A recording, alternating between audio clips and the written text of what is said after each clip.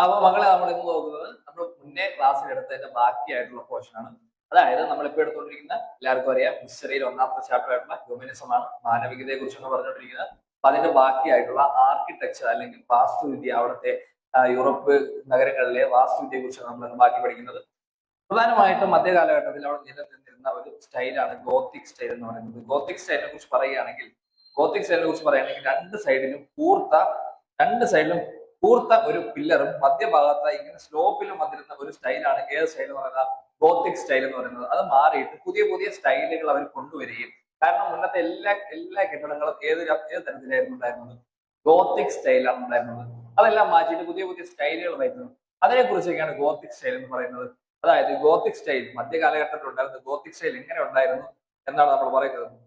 നവോത്ഥാന ശൈലി എന്ന് പറയുമ്പോൾ അല്ലെങ്കിൽ റിനൈസൻസ് സ്റ്റൈൽ എന്ന് പറയുമ്പോൾ മധ്യകാല ഗോത്തിക് ഗോപുരങ്ങൾക്ക് പകരം ക്ലാസിക്കൽ ഗ്രീക്കോ റോമൻ സവിശേഷതകൾ കൊണ്ടുവരികയും സന്തുലിതാവസ്ഥ ബാലൻസ് ആയിട്ടുള്ള ഒരു പ്രപ്പോർഷനിൽ എന്ത് ചെയ്യാൻ പറയുകയും വലിയ വലിയ ഗോളാകൃതിയിലുള്ള മേൽക്കൂരകൾ, അതായത് സെമി സർക്കുലർ ഡോംസ് എന്ന് പറയും, സെമി സർക്കുലർ ഡോംസിന് വലിയ പ്രാധാന്യം നൽകുകയും ചെയ്തു. അങ്ങനെയുള്ള ഒരുപാട് കെട്ടിടങ്ങൾ എന്ത് ചെയ്തു, പിൽക്കാലത്ത് അവിടെ ഉയർന്നു വന്നുകൊണ്ടിരുന്നു. അതായത് അപ്പൊ അവിടെ രണ്ട് തരത്തിലുള്ള ഗോത്തിക് സ്റ്റൈലിലും വന്നു, അതുപോലെ തന്നെ വലിയ വലിയ ഡോം സ്റ്റൈലിലും വന്നു. അപ്പൊ അവിടുത്തെ വാസ്തുവിദ്യക്ക് ഭയങ്കരമായിട്ടുള്ള വലിയ മാറ്റങ്ങൾ വന്നത്. അതായത് ഒരു സ്റ്റൈൽ ഫോളോ ചെയ്യാതെ പിന്നെ റിനൈസൻസ് പരമായിട്ട്, അതായത് നവോത്ഥാനം റീബർത്തിന്റെ ഭാഗമായിട്ട് ഓരോ സ്റ്റൈൽ എന്ത് ചെയ്തു, അവർ കൊണ്ടുവരാൻ തുടങ്ങി. പ്രധാന വാസ്തുശില്പികളും അവരുടെ മാസ്റ്റർ പീസുകളുമാണ് നമ്മൾ നോക്കാൻ പോകുന്നത്. ഫിലിപ്പോ ബ്രൂണലെസ്കി എന്ന് പറയുന്ന ഒരു പ്രശസ്തനായിട്ടുള്ള ഗോത്തിക് ഗോപുരങ്ങൾക്ക് പകരം ഫ്ലോറൻസ് കത്തീഡ്രലിനെ പ്രശസ്തമായ വലിയ ഗോളാകൃതിയിലുള്ള മേൽക്കൂര പണിഞ്ഞ ഒരാളാണ് ആരെന്ന് പറയുന്നത്, ഫിലിപ്പോ ബ്രൂണലെസ്കി എന്ന് പറയുന്ന ഒരു വാസ്തുശില്പി. രണ്ടാമതെന്ന് വെച്ചാൽ അദ്ദേഹം പണി ഏറ്റവും വലിയൊരു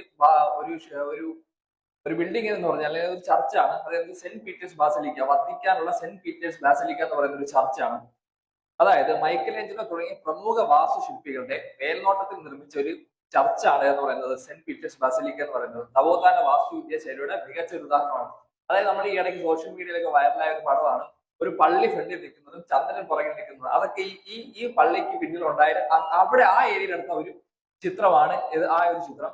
അത് അത് ആരുടെ മേൽനോട്ടത്തിലാണ് പണിഞ്ഞതെന്ന് ചോദിച്ചാൽ മൈക്കൽ ഏഞ്ചലോ എന്ന് തുടങ്ങി പ്രമുഖമായിട്ടുള്ള വാസ്തുശില്പിയുടെ മേൽനോട്ടത്തിലാണ് എന്ത് പണിയുന്നത്, ഈ സെന്റ് പീറ്റേഴ്സ് ബാസിലിക്ക എന്നൊക്കെ പറയുന്ന വത്തിക്കാനുള്ള ചർച്ചൊക്കെ പണിയുന്നത്.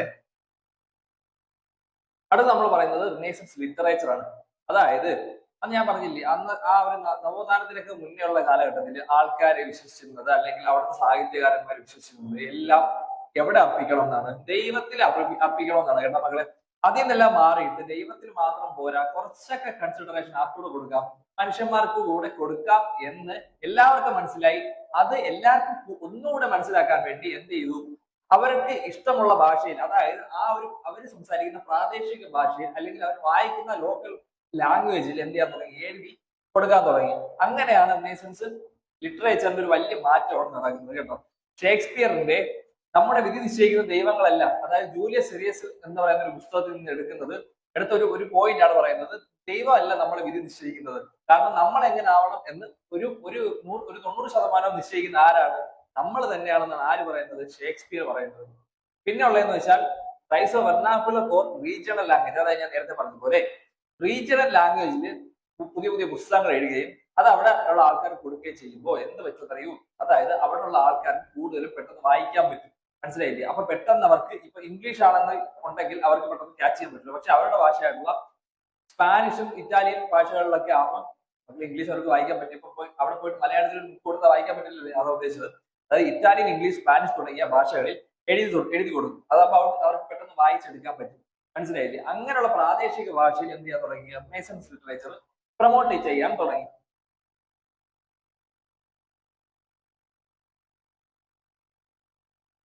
അടുത്ത നമ്മൾ പറയുന്നത്, ഇങ്ങനെയുള്ള അവർക്ക് വായിക്കാൻ പറ്റുന്ന തരത്തിലുള്ള പുസ്തകങ്ങൾ എഴുതുമ്പം എന്ത് പറ്റുമെന്നറിയാവോ, വായനക്കാരുടെ വർധനവും, അതായത് വായിക്കുന്ന ആൾക്കാരുടെ ലിസണേഴ്സിന്റെ ഒക്കെ വർധനവ് എന്ത് ചെയ്യാൻ കൂടാൻ തുടങ്ങും.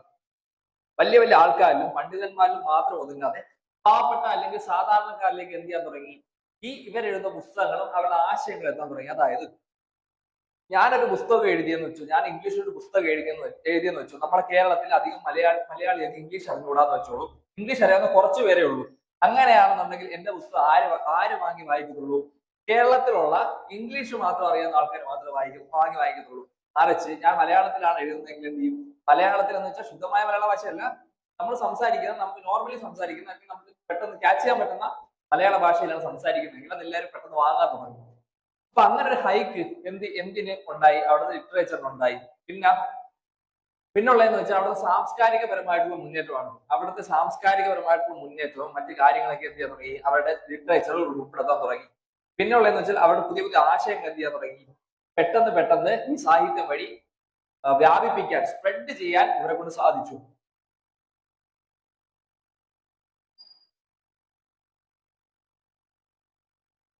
ഇതിൽ പ്രധാനമായിട്ടുള്ള ഇറ്റാലിയൻ സാഹിത്യകാരന്മാരാണ്.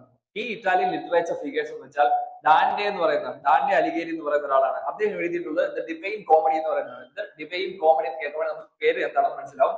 അതായത് ഡിവൈനിറ്റിയൊക്കെ ഒരു ഹാസ്യപരമായിട്ടാണ് ഇദ്ദേഹം എന്ത് ചെയ്യുന്നറിയാവോ? ഓരോ കാര്യങ്ങളും, പ്രധാനപ്പെട്ട കാര്യങ്ങളെല്ലാം അവതരിപ്പിച്ചിരുന്നത്. ഒരാൾക്ക് ഒരു കാര്യം പറഞ്ഞു കൊടുക്കുമ്പോൾ നമ്മൾ ഭയങ്കര സീരിയസ് ആയിട്ട് പറഞ്ഞു കൊടുക്കുകയാണെന്ന് വെച്ചോ, നമ്മൾ ഭയങ്കര സീരിയസ് ആയിട്ട് പറഞ്ഞുകൊണ്ടിരിക്കുമ്പോൾ എന്ത് ചെയ്യും? അവർ ഭയങ്കരമായിട്ട് കേൾക്കാൻ കൂട്ടു നിൽക്കത്തില്ല. പക്ഷെ ഞാൻ തമാശക്കായിട്ടാണ് ദാണ്ടെ മറ്റേ എഴുതിയെന്ന് പറഞ്ഞാൽ നിങ്ങൾ കേട്ടോണ്ടിരിക്കും. പക്ഷെ ദാണ്ടെയാണ് ഇത്രയും കാര്യങ്ങൾ കൃത്യമായിട്ട് എഴുതിയതെന്ന് പറഞ്ഞുകൊണ്ടിരുന്നാൽ ആരും ശ്രദ്ധിക്കില്ല. പക്ഷെ ദാണ്ടെയാണോ മറ്റേ എഴുതിയെന്ന് പറഞ്ഞാൽ നിങ്ങൾ എന്ത് ചെയ്യും? ശ്രദ്ധിക്കും. അപ്പൊ കൂടുതലും തമാശപരമായിട്ട് മനുഷ്യന് അല്ലെങ്കിൽ അവിടുത്തെ ആൾക്കാർക്ക് വേണ്ടിയ കാര്യങ്ങൾ എന്ത് ചെയ്യാൻ തുടങ്ങി? ഇദ്ദേഹം എഴുതി വയ്ക്കാൻ തുടങ്ങി. അപ്പൊ എന്ത് ചെയ്യാൻ തുടങ്ങി? വായനക്കാരുടെ വർധനവ് കൂടുമ്പോൾ എന്ത് ചെയ്യാൻ പറ്റും? ഒരുപാട് ആൾക്കാർ ഈ പുസ്തകങ്ങൾ വായിക്കും, അവിടെ ഒരുപാട് മാറ്റങ്ങൾ കൊണ്ടുവരും. അതിനെയാണ് എന്തെന്ന് പറയുന്നത്? ഒരു ലിറ്ററേച്ചർ എന്ന് പറയുന്നത്. അതായത് ലിറ്ററേച്ചറിലെ റിനൈസൻസ് ലിറ്ററേച്ചർ എന്ന് പറയുന്നത്. അതായത് ഒരു കാലഘട്ടത്തിന്റെ മാറ്റമാണ് നമ്മൾ പഠിച്ചുകൊണ്ടിരിക്കുന്നത് ഈ ചാപ്റ്റർ മുഴുവൻ. അപ്പം ഈ പുസ്തകങ്ങളൊക്കെ വായിക്കുമ്പോൾ എന്ത് ചെയ്യാൻ തുടങ്ങും? ഓരോരോ കാര്യങ്ങൾ മാറിക്കൊണ്ടിരിക്കാൻ തുടങ്ങും. പുതിയ പുതിയ ആശയങ്ങൾ അവരുടെ മനസ്സിലേക്ക് എത്തുകയും മനുഷ്യൻ എങ്ങനെയാണ് ജീവിക്കേണ്ടത് എന്ന് മനസ്സിലാക്കുകയും അങ്ങനെ ഓരോ കാര്യങ്ങൾ അവിടെ എന്ത് ചെയ്യാൻ തുടങ്ങി? മാറിക്കൊണ്ടിരിക്കാൻ തുടങ്ങി. പിന്നുള്ളതെന്ന് വെച്ചാൽ നമ്മൾ പ്രധാനമായിട്ടും പഠിക്കാനുള്ളതാണ് കസാൻഡ്ര ഫെഡറല എന്ന് പറയുന്ന ഒരു സ്ത്രീയാണ്, ഒരു വുമൺ ആണ് കേട്ടോ. ഇവര് എന്ത് ചെയ്യുന്നറിയാവോ? അവിടെയുള്ള ആണുങ്ങൾക്ക് മാത്രം എന്ത് ചെയ്യുന്നു? അവിടെ ആണുങ്ങൾ മാത്രമാണ് മുന്നോട്ട് ഓരോ കാര്യങ്ങൾ ചെയ്തുകൊണ്ടിരുന്നത്. അപ്പൊ ആണുങ്ങൾ മുന്നോട്ട് ചെയ്യുമ്പോൾ എന്ത് ചെയ്യാൻ തുടങ്ങും? കൂടുതൽ ഡെവലപ്മെന്റ് ആർക്കായിരിക്കും ഉണ്ടാവുക? ആണുങ്ങൾക്കായിരിക്കും ഉണ്ടാവുക. അവിടുത്തെ പുരുഷ ജനങ്ങൾക്കാണ് എന്ന് പറഞ്ഞ് സ്ത്രീകൾക്ക് ഉണ്ടാവുന്നില്ല എന്നല്ല ഞാൻ പറയുന്നത്. എന്നാലും കുറച്ചുകൂടെ അവർക്കൂടെ കൺസിഡറേഷൻ കിട്ടണമെന്ന് ഉള്ളതിനാൽ കസൻഡ്ര ഫെഡറല എന്ന് പറയുന്ന ഒരു സ്ത്രീ ഇറങ്ങി മുന്നോട്ട് നിൽക്കുകയും സ്ത്രീകളുടെ വിദ്യാഭ്യാസത്തിനും മറ്റു കാര്യങ്ങൾക്കും വേണ്ടി സംസാരിക്കുകയൊക്കെ ചെയ്തു. ആര്? കസൻഡ്ര ഫെഡറല. അതായത് സ്ത്രീകളുടെ വിദ്യാഭ്യാസം, സ്ത്രീക്ക് ജോലി വേണം, ഉന്നത വിദ്യാഭ്യാസം, അതായത് 10ാം ക്ലാസ്സിൽ മാത്രം ഒതുങ്ങി നിന്നാ പോലെ, അവർക്ക് എന്തുകൊണ്ടാണ് +1 +2 അതുപോലെ ബാച്ചിലേഴ്സ് എല്ലാം വേണമെന്നൊക്കെ ആർക്ക് ആ ഒരു ആഗ്രഹം ഉണ്ടായിരുന്നു? കസൻഡ്ര ഫെഡറലയ്ക്ക് ആഗ്രഹം ഉണ്ടായിരുന്നു. അതിനു വേണ്ടി എന്ത് ചെയ്തു? അവര് പ്രവർത്തിച്ചു. പിന്നുള്ള ആളാണ് നിക്കോളോ മഷിയവെല്ലി എന്ന് പറയും. അദ്ദേഹത്തിന്റെ പ്രധാനപ്പെട്ട കൃതിയാണ് ദ പ്രിൻസ് എന്ന് പറയുന്നത്. അതായത് അതിന്റെ പ്രധാന ആശയം നമുക്ക് നോക്കാം. പരമ്പരാഗത ധാർമ്മികത അല്ലെങ്കിൽ മതപരമായ ഐഡിയകൾക്ക് പകരം പ്രായോഗിക യാഥാർത്ഥ്യബോധം, അധികാര രാഷ്ട്രീയം, രാഷ്ട്രീയ സ്ഥിരത എന്നിവയ്ക്ക് മുൻഗണന നൽകി. അതായത് എന്താ നമ്മളെ പറയുന്നത്? പരമ്പരാഗത ധാർമ്മികത അല്ലെങ്കിൽ മതപരമായ ഐഡിയകൾക്കെല്ലാം പകരം, അതായത് നമ്മൾ പരമ്പരാഗതമായി ചെയ്തുകൊണ്ടിരിക്കുന്ന കാര്യങ്ങളുണ്ടല്ലോ. അതായത് ഇപ്പൊ എന്താ പറയാ, ഒരു ഉദാഹരണം പറയുകയാണെങ്കിൽ നമ്മൾ രാജഭരണമാണോ ഇപ്പം? അല്ല, പൊളിറ്റിക്കൽ സ്പേസിൽ നിന്നാണ് നമ്മളിപ്പോ എല്ലാ കാര്യങ്ങളും ചെയ്യുന്നത് അല്ലേ? അതായത് ഇപ്പം രാജകീയപരമായിട്ടുള്ള ഭരണങ്ങളെല്ലാം മാറ്റി നിർത്തിയിട്ട് ഒരു രാഷ്ട്രീയം വേണം. രാഷ്ട്രത്തിന് ആവശ്യം ഒരു രാഷ്ട്രീയമാണ്. കൃത്യമായിട്ട് രാഷ്ട്രീയം അറിയാത്ത ആൾക്കാരെ രാജ്യം ഭരിക്കാൻ വിട്ടുകൊടുക്കല് എന്നൊക്കെയാണ് ആര് പറഞ്ഞത്? നിക്കോളോ മഷിയവെല്ലി എന്ന് പറയുന്ന ഒരു സാഹിത്യകാരൻ പറഞ്ഞത്. മക്കളെ, അടുത്ത നമ്മൾ നോക്കുന്നതെന്ന് വെച്ചാൽ യൂറോപ്പിലെ പ്രധാനപ്പെട്ട കുറച്ച് സാഹിത്യകാരന്മാരും അവരുടെ വർക്കുകളാണ്. ഈ പെട്ടി നിങ്ങൾ കൃത്യമായിട്ട് പഠിച്ചു വെച്ചിരിക്കണം. ഒന്നാമത്തെ ആളെന്ന് വെച്ചാൽ Erasmus, Geoffrey Chaucer, Thomas More, Michael de Cervantes, Francois Rabelais. ഇത്രയും പേരും ഈ അവരെ വർക്കും അവരെ കൺട്രി ഏതെന്ന് പഠിച്ചിരിക്കണം. നമുക്ക് അടുത്ത ഭാഗത്തിലോട്ട് പോവാം. അടുത്ത ഭാഗം എന്ന് പറയുന്നത് പുതിയ പുതിയ കണ്ടുപിടുത്തങ്ങളൊക്കെ ഓരോ ആൾക്കാർ കൊണ്ടുവരും. ഓരോ കണ്ടുപിടുത്തങ്ങൾ എന്ത് ചെയ്യും? ഓരോ ജനതകളെ മാറ്റിക്കൊണ്ടിരിക്കും. അതായത് ഒരു സ്ഥലത്ത് ഇല്ലാത്തൊരു സാധനം, ഇപ്പൊ ഒരു സ്ഥലത്ത് പ്രിന്റർ ഇല്ലാന്ന് വെച്ചോ, പ്രിന്റർ ഇല്ലാതിരിക്കും എന്ത് ചെയ്യാൻ പറ്റും? ഒരു കാര്യം ആർക്കെങ്കിലും കൊടുക്കണമെങ്കിൽ എഴുതിക്കൊണ്ട് 100 പേരുണ്ടെങ്കിൽ 100 പേർക്ക് എഴുതി കൊടുക്കണം. അത് പോസിബിൾ ആണോ? അല്ല. അന്നത്തെ കാലഘട്ടത്തിൽ ഒരുപാട് കാര്യങ്ങൾ എല്ലായിടത്തും എത്തിക്കണം. അപ്പൊ എല്ലാവർക്കും എഴുതി കൊടുക്കാൻ പറ്റില്ല. അതിന് പകരം ജോഹന്നാസ് ഗുട്ടൻബർഗ് എന്ന് പറയുന്ന ഒരാളുണ്ട് കേട്ടോ. ജോഹന്നാസ് ഗുട്ടൻബർഗ് മെറ്റൽ ടൈപ്പ് ഉപയോഗിച്ച് എന്ത് ചെയ്യുന്നറിയോ? ഒരു പ്രിന്റർ കണക്ക് സാധനം ഉണ്ടാക്കി. അത് ഭയങ്കരമായിട്ടുള്ളൊരു വഴിത്തിരിവാണ് ശരിക്കും പറഞ്ഞാൽ അവിടെ ആ ഒരു കാലഘട്ടത്തിൽ ഉണ്ടാക്കിയിരുന്നത്. കാരണം എല്ലാവർക്കും കാര്യങ്ങൾ അറിയാം, എല്ലാവർക്കും എഴുതി കൊടുക്കുക എന്ന് പറയുന്നത് പോസിബിൾ ആയിട്ടുള്ള കാര്യമല്ല. സോ എന്ത് ചെയ്തു? പ്രിന്റർ ആ ഒരു കാലഘട്ടത്തിൽ ഞാൻ നേരത്തെ പറഞ്ഞ പോലെ വലിയൊരു വഴിത്തിരിവാണ് ഉണ്ടാക്കിയത്. അതായത് അവിടുത്തെ ഒരു ഇമ്പാക്ട്, ആ സൊസൈറ്റി ഉണ്ടായ ഇമ്പാക്ട് എന്താണ് നമുക്ക് നോക്കാം. അതായത് ഡെമോക്രൈസേഷൻ ഓഫ് നോളജ്, അതായത് പ്രഭുക്കന്മാർക്ക് മാത്രമായി ഒതുങ്ങാതെ പുസ്തകങ്ങൾ എല്ലാവർക്കും കൊടുക്കാൻ തുടങ്ങി. അതായത് അന്നത്തെ കാലഘട്ടത്തിൽ എന്ത് ചെയ്യുന്നു അറിയാവോ? ബുക്കൊക്കെ വായിക്കണമെങ്കിൽ ആർക്കേ പറ്റുള്ളൂ? പ്രഭുക്കന്മാർക്കേ പറ്റുള്ളൂ. കാര്യം എന്താണ്? ഈ പ്രിന്ററൊന്നും ഇല്ല. കാരണം അത്രത്തോളം ഭയങ്കര കുറച്ച് മാത്രം നമുക്ക് പുസ്തകങ്ങളൊക്കെ പ്രിന്റ് ചെയ്യാൻ പറ്റും. ഒരുപാട് പുസ്തകങ്ങൾ പ്രിന്റ് ചെയ്യാനും ഒരുപാട് പേർക്ക് അത് വാങ്ങാനുള്ള സാഹചര്യങ്ങൾ, സ്കോപ്പ് എന്ത് ചെയ്യാൻ തുടങ്ങി? സ്കോപ്പ് ഉണ്ടായി. എന്തിന്? ഈ പ്രിന്റർ വന്നതിന് ശേഷം ഒരുപാട് പുസ്തകങ്ങൾ പ്രിന്റ് ചെയ്യാൻ തുടങ്ങി. അതിനോട് എന്തുകൂടെ അതിനോടൊപ്പം സംഭവിച്ചു? അവിടെയുള്ള ജനതകൾക്ക് എന്ത് ചെയ്യാൻ തുടങ്ങി? ഈ പുസ്തകങ്ങൾ വായിക്കാനുമുള്ള അവസരം ഉണ്ടായി മാറി. അടുത്തതെന്ന് വെച്ചാൽ പോപ്പുലറൈസേഷൻ ഓഫ് ലിറ്ററേച്ചർ, അതായത് പുതിയ ആശയങ്ങൾ, മാനവിക സാഹിത്യം, ശാസ്ത്രീയ ആശയങ്ങൾ എന്നിവയുടെ വ്യാപനം വേഗത്തിലായി. അതായത് പുതിയ പുതിയ ആശയങ്ങൾ വരുമല്ലോടാ. സയന്റിഫിക് പരമായിട്ടുള്ള പുതിയ കണ്ടുപിടുത്തങ്ങൾ വരുമ്പോൾ എന്ത് ചെയ്യുന്നു? പെട്ടെന്ന് ആൾക്കാരിലേക്ക് എത്തിക്കാൻ സാധിച്ചു. അതായത് പുതിയ ലിറ്ററേച്ചർ വരുമ്പോൾ ഞാൻ നേരത്തെ പറഞ്ഞ പോലെ പെട്ടെന്ന് ആൾക്കാരിലേക്ക് എത്തിക്കാൻ സാധിച്ചു. ഇതിന്റെയൊക്കെ വ്യാപനം എന്ത് ചെയ്യാൻ തുടങ്ങി? പ്രിന്റർ വന്നതിന് ശേഷം പെട്ടെന്നായി മാറി. പിന്നെന്ന് വെച്ചാൽ കൾച്ചറൽ ആൻഡ് റിലീജിയസ് ഇമ്പാക്ട് എന്ന് പറയുമ്പോൾ, അതായത് മതപരിഷ്കരണവും ശാസ്ത്രീയ വിപ്ലവവും ഉൾപ്പെടെയുള്ള വലിയ സാമൂഹിക മാറ്റങ്ങൾക്ക് എന്ത് ചെയ്യാൻ തുടങ്ങി? വലിയ വലിയ അടിത്തറകൾ പാകാൻ തുടങ്ങി.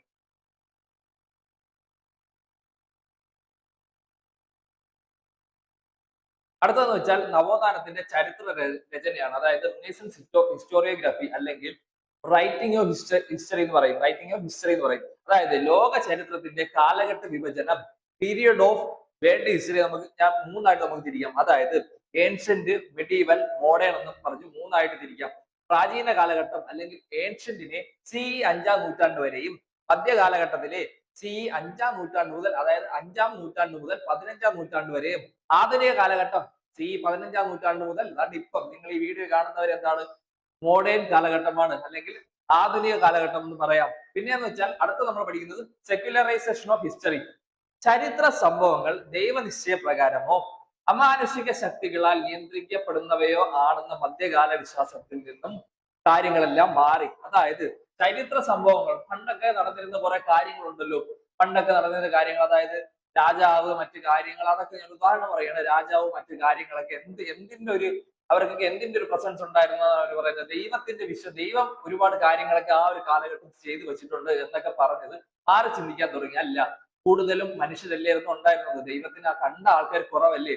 അപ്പൊ അന്നത്തെ കാലഘട്ടത്തിൽ എന്താണ് ചെയ്യുന്നത്? മനുഷ്യന്മാർ തന്നെയാണ് ശരിക്കും പറഞ്ഞാൽ ദ റിയൽ വാരിയേഴ്സ് എന്ന് ആര് പറഞ്ഞു? ആ ഒരു കാലഘട്ടത്തിലെ ആൾക്കാർ മാറി ചിന്തിക്കാൻ തുടങ്ങി. പിന്നെ ഹ്യൂമൻ സെന്റേർഡ് അപ്രോച്ച്, മതപരമായി ചരിത്ര വിവരണങ്ങൾക്ക് പകരം മനുഷ്യ ജീവിതം, തീരുമാനങ്ങൾ, സാമൂഹിക ഘടകങ്ങൾ എന്നിവ വിവരണങ്ങളുടെ പ്രാധാന്യ കേന്ദ്ര ബിന്ദുവായി മാറി. അതായത് ദൈവത്തിന്റെ ഒരു ബിലീഫൊക്കെ വേണം. എന്നിരുന്നാൽ പോലും കൂടുതൽ എന്ത് ചെയ്യാൻ തുടങ്ങി? മനുഷ്യന്മാരെ കൺസിഡർ ചെയ്യാൻ തുടങ്ങി. മനുഷ്യന്മാരും കൂടുതൽ കാര്യങ്ങൾ ചെയ്യുന്നു എന്ന് ആർക്ക് വിശ്വാസമായി? അവിടുത്തെ ജനതകൾക്ക് വിശ്വാസമായി മാറി. അടുത്തതെന്ന് പറഞ്ഞാൽ, ഇതെല്ലാം ചുമ്മാ നമുക്ക് പറഞ്ഞ് അന്നത്തെ ആൾക്കാരെ വിശ്വസിപ്പിക്കാൻ പറ്റൂല. എന്ത് വേണം? കുറച്ച് തെളിവുകളൂടെ വേണ്ടടാ. തെളിവില്ലെങ്കിൽ ആരെങ്കിലും വിശ്വസിക്കൂ. ഇപ്പൊ ഞാൻ എന്തെങ്കിലും ഒരു മോഷണം നടത്തി എന്ന് പറഞ്ഞാൽ അതിന് 20 മുതൽ വേണ്ടേ? ഞാൻ എന്റെ കയ്യിലെ സാധനം വേണ്ടേ? അല്ല ചുമ്മാ പറയാൻ പറ്റൂ ഞാൻ അതെടുത്തുകൊണ്ട് പോയെന്ന് പറഞ്ഞ കാര്യം നടത്തും. അതുകൊണ്ടല്ലേ ജോർജ് കുട്ടിയെ പോലീസ് പിടിക്കാത്തത്. അതുപോലെ റിലയൻസ് ഓഫ് എവിഡൻസ്, അതായത് തെളിവുകളെ ആശ്രയിക്കും. ഐതിഹ്യങ്ങളും പുരാണങ്ങൾക്കും പകരം പുരാവസ്തു തെളിവുകൾ, ശിലാലിഖിതങ്ങൾ, അതായത് ഇൻസ്ക്രിപ്ഷൻസ്, ആർക്കിയോളജിക്കൽ എവിഡൻസ് ഒക്കെ വേണം. ഇൻസ്ക്രിപ്ഷൻസ് വേണം, നാണയങ്ങൾ വേണം, പ്രാചീന കയ്യെഴുത്ത് പ്രതികൾ വേണം, ഏൻഷ്യന്റ് മാനുസ്ക്രിപ്റ്റ്സ് വേണം. എന്നിവ ചരിത്രകാരന്മാർ ഉപയോഗിക്കാൻ തുടങ്ങി. അതായത് ഒരുപാട് കാര്യങ്ങളൊക്കെ എന്ത് ചെയ്യാൻ തുടങ്ങി? ഇവർ എക്സ്കവേറ്റ്, മണ്ണിന്റെ അടിയിൽ നിന്നൊക്കെ എന്ത് ചെയ്യാൻ തുടങ്ങി? കുഴിച്ചെടുക്കാൻ തുടങ്ങി. കേട്ടോ, നമുക്കൊരു കാര്യം ചുമ്മാ ഇങ്ങനെ പറയാൻ മാത്രം പറ്റൂല. നമുക്ക് എന്ത് വേണം? കുറച്ച് തെളിവൂടെ വേണം. അല്ല ഞാൻ ഇറങ്ങിയിട്ട് എന്റെ മാല ആരെങ്കിലും മോട്ടിച്ചുകൊണ്ട് പോകുന്ന ആരും കേൾക്കൂ ഇല്ല. അതിനെന്ത് വേണം? 20 മുതൽ വേണം. അതായത് ഞാൻ എടുത്തെന്ന് ആരോപിക്കപ്പെടുന്ന ആളുടെ കയ്യിൽ എന്ത് വേണം? ഈ സാധനം അവരുടെ കയ്യിൽ വേണം. അതല്ലേ ജോർജ് കുട്ടിയെ പോലീസ് പിടിക്കാത്തത്. അങ്ങനെ തെളിവുകൾ ഉണ്ടെങ്കിൽ, അല്ലെങ്കിൽ എവിഡൻസ് ഉണ്ടെങ്കിൽ, അല്ലെങ്കിൽ 20 മുതൽ ഉണ്ടെങ്കിൽ മാത്രമേ എന്ത് ചെയ്യാൻ പറ്റൂ? നമുക്ക് ഒരാൾ പിടിക്കാൻ പറ്റൂ. അതുകൊണ്ടൊക്കെ തന്നെ ആൾക്കാരെ പറഞ്ഞ് വിശ്വസിപ്പിക്കണ്ടേ?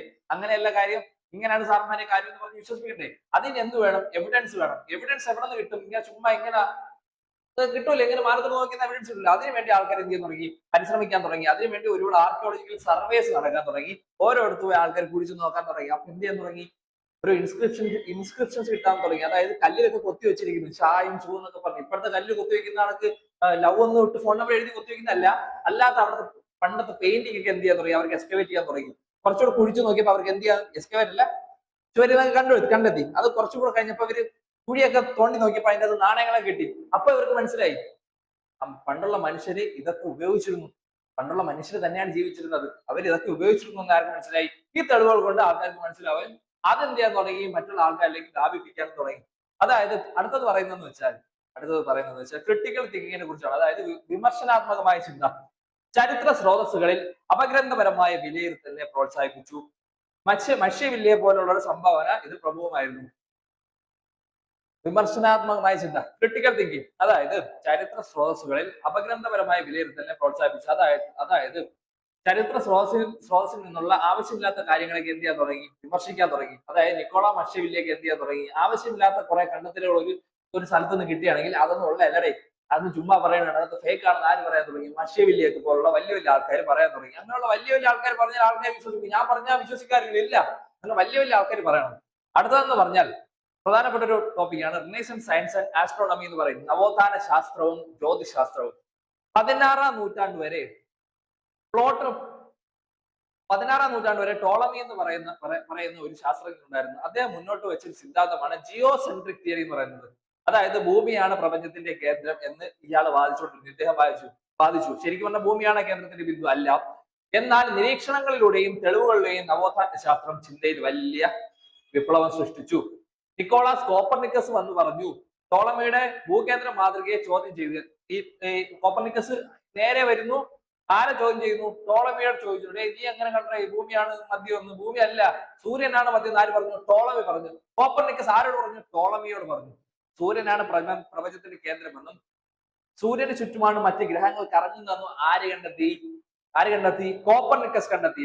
ആര് പറഞ്ഞു ഭൂമിയാണ് കേന്ദ്രമെന്ന്? ഭൂമിയാണ് കേന്ദ്രമെന്ന് പറഞ്ഞ ആരാണ്? ടോളമിയാണ്. പക്ഷെ അത് അല്ലടേ ശരി, സൂര്യനാണ് കേന്ദ്രം, ബാക്കിയുള്ള എല്ലാവരും അതിന് ചുറ്റും കറങ്ങിയാണെന്ന് ആര് പറഞ്ഞു? കോപ്പർനിക്കസ് പറഞ്ഞു. അടുത്തെന്ന് പറഞ്ഞാൽ ജോഹന്നാസ് കെപ്ലർ ആണ്. സൂര്യനിൽ നിന്നുള്ള ദൂരത്തിനെ കുറിച്ചും ഗ്രഹങ്ങളുടെ വേഗത വ്യത്യാസപ്പെടുന്നു എന്നും തെളിയിച്ചുകൊണ്ട് കോപ്പർനിക്കസ് കൂടുതൽ കണ്ടെത്തലുകൾ നടത്തി. പിന്നുള്ള ഒരു വലിയൊരു താടിയകുളത്തിൽ ആളാണ് ആരും പറയുന്ന ഗലീലിയോ ഗലീലി എന്ന് പറയുന്ന. അതായത് ജ്യോതിശാസ്ത്ര പ്രതിഭാസങ്ങൾ നിരീക്ഷിക്കുന്നതിനായി ഒരു നൂതന ദൂരദർശിനി, അതായത് ടെലിസ്കോപ്പ് ആര് കണ്ടെത്തി? ഗലീലിയോ ഗലീലി കണ്ടെത്തി. കണ്ടെത്തിയ ഒരു സാധനമാണ് എന്തെന്ന് പറയുന്നത്?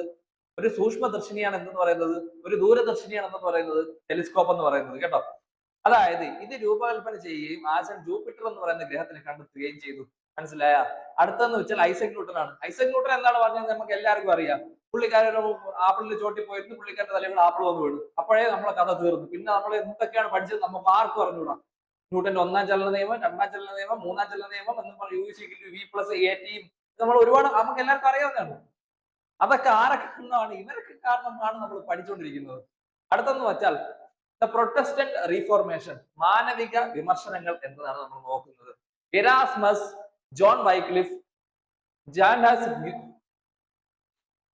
അടുത്തെന്ന് വെച്ചാൽ ദ പ്രൊട്ടസ്റ്റന്റ് റീഫോർമേഷനെ കുറിച്ചാണ് നമ്മൾ പഠിക്കുന്നത്. അതായത് ഹ്യൂമനിസ്റ്റ് ക്രിറ്റിക്സ്, അതായത് ഇരാസ്മസ്, ജോൺ വൈക്ലിഫ്, ജാൻഹാസ്, അങ്ങനെ ഒരുപാട് സവറനോള എന്നൊക്കെ പറയുന്ന ഒരുപാട് ആദ്യ കാലഘട്ടത്തിൽ കത്തോലിക്ക സഭയിലെ ചിന്തിക്കുന്ന ഒരുപാട് ആൾക്കാരുണ്ടായിരുന്നു. കേട്ടോ, ഇനി ചിന്തിക്കും എന്ത് വേണം, ഇനി അടുത്ത നമുക്ക് എന്ത് പരിപാടി ഒപ്പിച്ച് വയ്ക്കാൻ പറ്റും എന്ന് ചിന്തിക്കുന്ന കുറച്ച് ആൾക്കാരുണ്ടായിരുന്നു. അവരൊക്കെ എന്ത് ചെയ്തു? കുറച്ച് പരിപാടികൾ ചിന്തിച്ച് വച്ച്. അതാണ് റീഫോർമേഷനിൽ നമ്മൾ പഠിക്കുന്നത്. അതായത് അഴിമതി നിറഞ്ഞ ആചാരങ്ങളെ വിമർശിച്ചുകൊണ്ട് കുറെ അടിത്തറകൾ പാകി. അത് നമുക്ക് വിശദമായിട്ട് പഠിക്കാം. അതായത് സെയിൽസ് ഓഫ് ഇന്റലിജൻസ് എന്ന് പറയും. അതായത് പാപമോചന പത്രങ്ങളുടെ വിൽപ്പന. വ്യക്തികളെ പാപങ്ങളിൽ നിന്ന് മോചിക്കാമെന്ന് അവകാശപ്പെട്ട സഭ പാപമോചന പത്രങ്ങൾ വിറ്റു. സെന്റ് പീറ്റേഴ്സ് ബസലിക്ക പോലുള്ള കത്തീഡ്രലുകളുടെ നിർമ്മാണത്തിന് ഈ പണം സമാഹരിച്ചു. അതായത് ഒരു ബുക്ക് ഇവരെന്ത് ചെയ്തു? ദ ഇന്റലിജൻസ് എന്ന് പറയുന്ന പേരിൽ അതൊക്കെ ഇറക്കിയിട്ട് എന്ത് ചെയ്യുന്നറിയാവോ? ഈ പുസ്തകം വായിച്ചാൽ നിങ്ങൾക്ക് എല്ലാ പാവങ്ങളും പോകും. ഈ പുസ്തകം നിങ്ങൾ മേടിച്ച് വീട്ടിൽ വെച്ചാൽ വായിക്കുന്നുണ്ട, മേടിച്ച് വെച്ചാൽ മതി. എന്ത് പറ്റും? വീട്ടിലുള്ള പാവം എല്ലാം ബൈ പോകും. അങ്ങനെ എന്ത് ചെയ്യാൻ തുടങ്ങി? ആൾക്കാർ വാങ്ങാൻ തുടങ്ങിയ ബുക്ക് ആൾക്കാരിങ്ങനെ ഓരോ ബുക്ക് ഇങ്ങനെ വായിച്ചു വയ്ക്കും. ദ ഇന്റലിജൻസ് ഒന്നൊന്നുമല്ല, ചിലപ്പോൾ 4-10 ഒക്കെ വാങ്ങും. കാരണം ഒരുപാട് പാവമുള്ളവർ എന്ത് ചെയ്യും? പാവം ചെയ്ത് ഒരുപാട് പേര് കാണുമല്ലോ. കാരണം അവര് 10-15 പുസ്തകം ഇങ്ങനെ മേടിച്ചു വയ്ക്കും. എന്നിട്ട് ഒരുപാട് പാവങ്ങൾ പോകുമെന്ന് പറഞ്ഞ് ഇങ്ങനെ അവർക്ക് വേണ്ടി പൈസ കൊടുക്കും. അങ്ങനെ കിട്ടിയ പൈസ വെച്ച് ഇവർ എന്ത് ചെയ്യുന്നറിയാവോ? സെന്റ് പീറ്റേഴ്സ് ബാസിലിക്ക, നമ്മൾ നേരത്തെ പറഞ്ഞ ഒരു പള്ളിയാണ് വത്തിക്കാനിലുള്ള സെന്റ് പീറ്റേഴ്സ് ബാസിലിക്ക എന്നൊക്കെ പറഞ്ഞ കത്തീഡ്രലുകൾ എന്ത് ചെയ്തു? പണിയാൻ തുടങ്ങി. അത് കഴിഞ്ഞിട്ട് വന്ന ഒരാളാണ് മാർട്ടിൻ ലൂതറും അദ്ദേഹത്തിന്റെ 95 തിസീസ് എന്ന് പറയും. മാർട്ടിൻ ലൂതറും അദ്ദേഹത്തിന്റെ 95 പ്രബന്ധങ്ങളും. 1517 ജർമ്മൻ പുരോഹിതനായിട്ടുള്ള മാർട്ടിൻ ലൂതർ, അതായത് ഒരു പ്രീസ്റ്റാണ്, അദ്ദേഹം പറയുന്നു ഈ പാപമോചന പത്രിക, അതായത് ഈ പാപമോചന പത്ര വിൽപ്പന ശരിയാണോ? ഒരു കള്ളം ഈ പുസ്തകം വാങ്ങിച്ച് വീട്ടിൽ വെച്ചാൽ പാപം പോകുമെന്ന് പറയുന്നത് ശരിയാണ്. കാരണം പുള്ളിക്കാരൻ വാങ്ങിച്ച് വീട്ടിൽ വെച്ചിട്ട് പാപം പോയി കാണൂല, പുള്ളിക്കാരന്റെ പൈസ പോയി കാണും. അതുകൊണ്ടായിരിക്കും പുള്ളിക്കാരൻ എന്താ പറയുന്നത് 95 തിസീസ് എന്ന് പറഞ്ഞ പുതിയ ഐറ്റം കൊണ്ടുവരുന്നത്. ഈ 95 തിസീസ് എന്ത് ചെയ്തു? ഇയാളും എല്ലാവർക്കും കാണിച്ചു കൊടുത്തു, ഇതാണ് എന്റെ 95 തിസീസ്, എന്നിട്ട് നിങ്ങൾ വായിച്ചു നോക്കുമെന്ന് പറഞ്ഞു. അദ്ദേഹം ചോദിച്ച ചോദ്യങ്ങൾ എന്തായാലും സമകാലികമായിട്ടുള്ള കുറച്ച് കാര്യങ്ങളാണ് അദ്ദേഹം ചോദിച്ചത്. അദ്ദേഹം ചോദിച്ചു, ഈ പുസ്തകം കൊണ്ട് എന്തെങ്കിലും ഉപയോഗം ഉണ്ടോ? നിങ്ങൾ കള്ളം പറയണ എന്തിന്? നിങ്ങൾ സത്യം പറ. നിങ്ങൾക്ക് അമ്പലം പണിയണോ, അല്ലെങ്കിൽ പള്ളി പണിയണമെങ്കിൽ, ആശുപത്രി പണിയണമെങ്കിൽ എന്ത് വേണം? നിങ്ങൾ പൈസ ചോദിക്കും, നാട്ടിൽ തരുമല്ലോ. എന്തിന് വെറുതെ ആവശ്യമില്ലാത്തത് ഇന്റലിജൻസ് പാപമോചന പത്രിക നിങ്ങൾ ഇറക്കി വിടണേ എന്ന് ചോദിച്ചു. ആര് ചോദിച്ചു? മാർട്ടിൻ ലൂതർ ചോദിച്ചു. അങ്ങനെ ഇദ്ദേഹത്തിന്റെ ആശയം എന്ത് ചെയ്യാൻ തുടങ്ങി? ലൂതറിന്റെ കൃതികൾ ജർമ്മൻ ഭാഷയിലേക്ക് വിവർത്തനം ചെയ്യപ്പെടുകയും അച്ചടി യന്ത്രം വഴി വ്യാപകമായി പ്രചരിപ്പിക്കുകയും ചെയ്തു. ഇത് അദ്ദേഹം സഭയുമായി തെറ്റുന്നതിലേക്കും പ്രൊട്ടസ്റ്റിന്റെ മതപരിഷ്കരണത്തിന്റെ തുടക്കത്തിനും വഴി തിരിച്ചു. അതായത് ഇതേ ഈ പറഞ്ഞ 95 തിസീസ് എന്ത് ചെയ്യാൻ തുടങ്ങി? പെട്ടെന്ന് പ്രിന്റ് ചെയ്യാൻ തുടങ്ങി. കാര്യം അടുത്ത സാധനം വേണ്ടേ? അങ്ങനെയല്ല, 95 തിസീസ് പെട്ടെന്ന് ആൾക്കാരിലേക്ക് എത്തി. കാര്യം ഇദ്ദേഹം പറയുന്നത് ശരിയാണോ എന്ന് ആര് ചിന്തിച്ചു? ഇദ്ദേഹം പറയുന്നത് ശരിയാണോ എന്ന് ആര് ചിന്തിച്ചു? അവിടുത്തെ ആൾക്കാർ ചിന്തിച്ചു. ഈ പുസ്തകത്തിലുള്ളത് ശരിയായിട്ടുള്ള കാര്യമാണോ എന്ന് ആര് ചിന്തിച്ചു? അതായത് ഈ ഇന്റലിജൻസ് എന്ന് പറയുന്ന പുസ്തകം മേടിച്ച് വീട്ടിൽ വയ്ക്കുകയാണ്. അതായത് ഇത് എന്റെ പുസ്തകം, ഇത് വീട്ടിൽ മേടിച്ച് വെച്ചിട്ട് ഞാൻ ഇരുന്ന് നോക്കിയത് എവിടെ എന്റെ വീട്ടിലെ പാവങ്ങളൊന്നും പോയിട്ട് സമ്പത്തൊന്നും വരണില്ലെന്ന് പറഞ്ഞാൽ ഇങ്ങനെ നോക്കിക്കൊണ്ടിരിക്കണം. അങ്ങനെ നോക്കിക്കൊണ്ടിരുന്ന കാര്യം നടക്കും? ഇല്ല. പുസ്തകം വായിച്ചു വെച്ചാൽ എന്തേലും പാവം പോകൂടെ?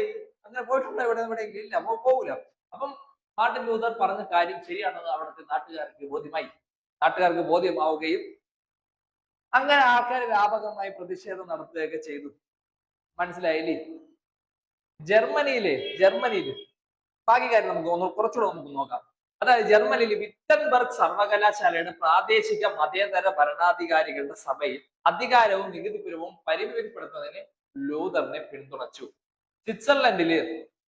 സ്വിറ്റ്സർലൻഡ് കോൺ കാൺവാലിംഗ് എന്നിവർ പ്രസ്ഥാനത്തിന് നേതൃത്വം നൽകി. അതായത് ഈ മാർട്ടിൻ ലൂതർ കിങ്ങിനെ കുറെ പേര് സപ്പോർട്ട് ചെയ്യുകയാണ്. കാരണം മാർട്ടിൻ ലൂതർ കിങ് പറഞ്ഞ ശരി, Martin Luther king Martin Luther king വേറെ ആളാണ്. മാർട്ടിൻ ലൂതർ പറയുന്ന കാര്യങ്ങൾ അല്ലെങ്കിൽ അദ്ദേഹം പറയുന്ന ആശയം എന്താണ് ശരിയാണെന്ന് ആര് പറഞ്ഞു? അവിടുത്തെ ചുറ്റുമുള്ള ആൾക്കാരൊക്കെ പറഞ്ഞിട്ട് എന്ത് ചെയ്തു? അയൽ രാജ്യങ്ങളിലുള്ള രാജാവ് എന്ത് ചെയ്തു? പുള്ളിക്കാരനെ സപ്പോർട്ട് ചെയ്തു. അടുത്ത influence of humanistic ideas on reformation. പ്രധാന ചില ആശയങ്ങളും മാനവികത പരിഷ്കരണത്തെ സാധ്യമാക്കി. വ്യക്തിവാദവും വ്യക്തിഗത വിശ്വാസവും മാർപ്പാപ്പയുടെ അധികാരത്തോടുകൂടി കർശനമായ അനുസരണത്തെക്കാൾ വേദഗ്രന്ഥങ്ങളും വ്യക്തിഗത വ്യാഖ്യാനത്തിനും പ്രാധാന്യം നൽകി. അതായത് വ്യക്തിഗതമായിട്ടുള്ള കാര്യങ്ങളെക്കാൾ കൂടുതലും വ്യക്തിപരമായ കാര്യങ്ങൾ ഒരു നാടിന് വേണ്ടി കുറെ കാര്യങ്ങൾ ചുമ്മാ ചെയ്താൽ പോലെ അത് നാട്ടുകാർക്കെല്ലാം വേണ്ടി ആവശ്യമുള്ളതാണോ എന്നൊക്കെ ചിന്തിക്കുകയും മറ്റു കാര്യങ്ങളൊക്കെ ചെയ്തു എന്നാണ് ഇതിൽ വഴി പറയുന്നത്. അടുത്തതെന്ന് പറയുന്നത് ടെക്സ്റ്റുവൽ ക്രിറ്റിസിസം ആണ്. അതായത് പാഠവിമർശനം. ബൈബിൾ പാഠഭാഗങ്ങളെ നേരിട്ട് പുനഃപരിശോധിക്കാൻ പണ്ഡിതന്മാരെ പ്രോത്സാഹിപ്പിച്ചു. അതായത് ഈ പുസ്തകങ്ങളിലൊക്കെ എഴുതിയിരിക്കുന്ന കാര്യങ്ങളൊക്കെ ഉള്ളതാണോ, ആൾക്കാർക്ക് എന്തെങ്കിലും ഉപയോഗം ഉണ്ടോ എന്നൊക്കെ എന്ത് ചെയ്യാൻ തുടങ്ങി? പഠിച്ചിട്ട് കാര്യങ്ങൾ ചിന്തിക്കാൻ തുടങ്ങി. പിന്നെ ഉള്ളതെന്ന് വെച്ചാൽ വെർനാക്കുലർ ട്രാൻസ്ലേഷൻസ് ആണ്.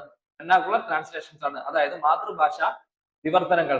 ബൈബിൾ ലാറ്റിൻ ഭാഷയിൽ നിന്ന് പ്രാദേശിക ഭാഷയിലേക്ക് വിവർത്തനം ചെയ്യുന്നതിലേക്ക് നയിക്കും. വേദഗ്രന്ഥം എല്ലാവർക്കും ലഭ്യമാക്കുകയും ചെയ്തു. അതായത് ബൈബിൾ പോലുള്ള പുസ്തകങ്ങൾ, പുണ്യമായിട്ടുള്ള പുസ്തകങ്ങൾ എന്ത് ചെയ്യാൻ തുടങ്ങി? എല്ലാവർക്കും വായിക്കേണ്ടടാ. എല്ലാവർക്കും കുറച്ച് പേർക്ക് മാത്രം വായിച്ചാൽ മതി, പോരാ. അതായത് പെട്ടെന്ന് എല്ലാവർക്കും വായിക്കാനായിട്ട് എന്ത് ചെയ്തു? അതായത് യൂറോപ്യൻ ഭാഷയിൽ അല്ലെങ്കിൽ പോട്ട് ഏത് ഭാഷ വേണം നമുക്ക്? ആ ഭാഷ വേണം. വേറെ ഏത് ഭാഷ ഉണ്ട് നമുക്ക്? തെലുങ്ക് പുസ്തകം ആരെങ്കിലും മലയാളത്തിൽ നിന്ന് പോയി വാങ്ങി വായിക്കും? ഇല്ലല്ല. കാരണം തെലുങ്ക് അറിഞ്ഞൂടെ നമുക്ക്. തെലുങ്ക് അറിയണമെങ്കിൽ നമ്മൾ ചിലപ്പോൾ ഒരു കൈ നോക്കിയാണ്. പക്ഷേ അങ്ങനെ വായിക്കാൻ പറ്റും. അതുകൊണ്ട് ബൈബിൾ എന്ന് പറയുന്ന പുസ്തകങ്ങൾ എല്ലാവർക്കും വായിക്കാൻ വേണ്ടിയിട്ട് എന്ത് ചെയ്യാൻ തുടങ്ങി? എല്ലാ പ്രാദേശിക ഭാഷയിലേക്കും വിവർത്തനം ചെയ്യാൻ തുടങ്ങി. മലയാളത്തിലെ കൊണ്ടല്ലോ ബൈബിൾ എന്ന് പറയുന്നത്. അപ്പൊ അങ്ങനെ ഒരുപാട് ട്രാൻസ്ലേഷൻ ഒക്കെ നടന്നു കേട്ടോ. അടുത്തതെന്ന് വെച്ചാൽ കത്തോലിക്ക മതപരിഷ്കരണമാണ്. ലാസ്റ്റ് ടോപ്പിക്കിലേക്ക് നമ്മൾ കടക്കുകയാണ്. The counter reformation. സ്വയം പരിഷ്കരിക്കുന്നതിനും പ്രൊട്ടസ്റ്റന്റ് പ്രസ്ഥാനത്തെ തടയുന്നതിനുമായി കത്തോലിക്ക സഭ എന്ത് ചെയ്തു?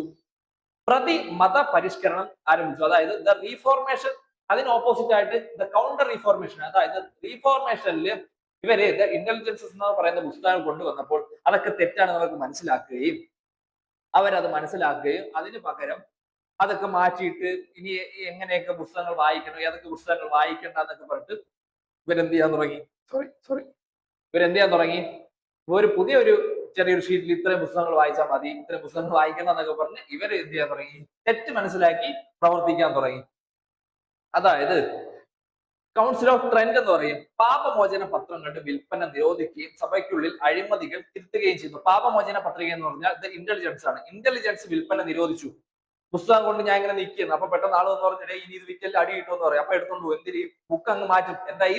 ഈ ബുക്ക് അങ്ങ് മാറ്റും. ഞാനിങ്ങനെ ബുക്കും കൊണ്ടിരിക്കുകയാണ്, എത്ര രൂപ എന്ന് പറഞ്ഞ് ബുക്കും കൊണ്ട് നിൽക്കുമ്പം പ്രധാനപ്പെട്ട ഇത് എഴുതി വെച്ച ആൾ വന്ന് പറയും, ചേട്ടാ ഇനി അത് വിറ്റല്, ഇനി വിറ്റാ എന്ത് ചെയ്യും, ആൾക്കാർ അടിത്തരും. അങ്ങനെ ഞാൻ എന്ത് ചെയ്യുന്നു, ഈ പുസ്തകം വിൽപ്പന മാറ്റിവെച്ചു.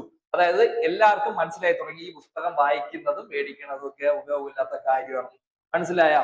അടുത്തതെന്ന് വെച്ചാൽ ഇൻഡെക്സ് ഓഫ് ഫോർബിഡൻ പുസ്തകങ്ങൾ, ഫോർബിഡൻ ബുക്സ്, അതായത് വിലക്കപ്പെട്ട പുസ്തകങ്ങളുടെ സൂചിക.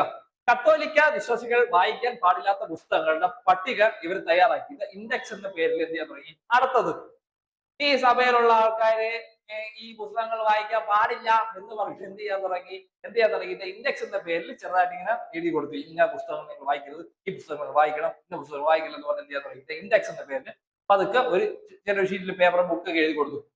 അടുത്ത ഇൻക്വിസിഷൻ, സഭാവിരുദ്ധ ആശയങ്ങളെ ചെറുക്കുന്നതിനായി കോടതി നടപടികൾ പ്രസ്താവിച്ചു. അതായത് സഭ, അതായത് ഒരു ഏരിയ, ഞാനിപ്പോ പറയട്ടെ, നമ്മുടെ ഇന്ത്യയിൽ ഞാനിപ്പോ ഒരാളെ അടിച്ചിട്ട് ഓടിപ്പോകാൻ പറ്റൂ, എന്നെ പിടിച്ചോണ്ട് പോകില്ല പോലീസ്.